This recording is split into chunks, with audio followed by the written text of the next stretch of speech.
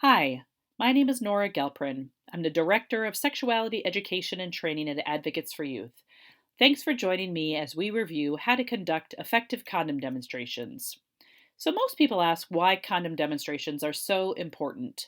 We actually have a lot of good research that's showing if we don't specifically teach this skill to young people, they're a lot less likely to actually use condoms or use them correctly. So, this is really critical for us to teach our students. We also know it can be really challenging. It can be controversial because we are teaching a skill.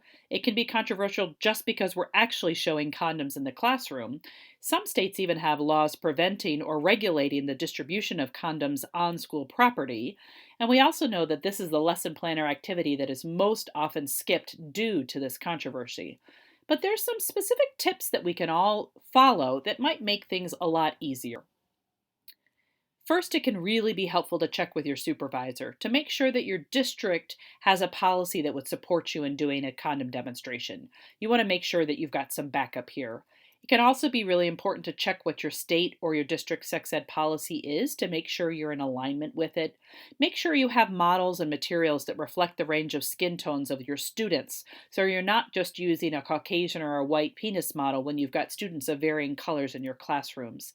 And lastly, make sure you talk about ways to prevent sexually transmitted infections or diseases for people who don't have a penis involved in any of the sexual behavior they're going to choose to engage in. So that would be things like latex barriers, like female condoms too, called FC2s, or dental dams.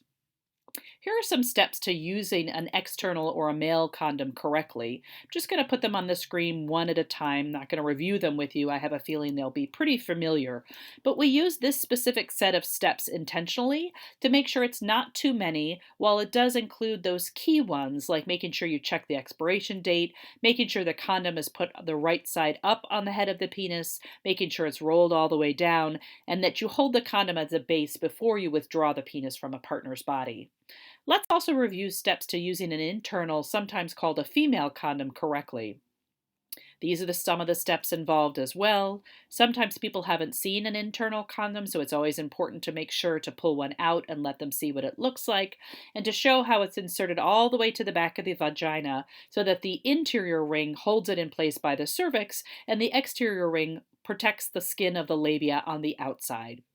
There's some other important things to mention when reviewing condoms with your learners. One is that you always want to make sure to use only water-based lubricant because the oils will break down the latex. Also, you never want to use two condoms as once. There used to be a myth that if you used two, you double bagged it. That was more protection, but we know that they're actually less effective due to friction. You want to make sure you use a different or new condom with each different sexual act. Also, want to make sure to be familiar with the fact that a female or an internal condom can be used for anal sex as well. You just remove that interior ring.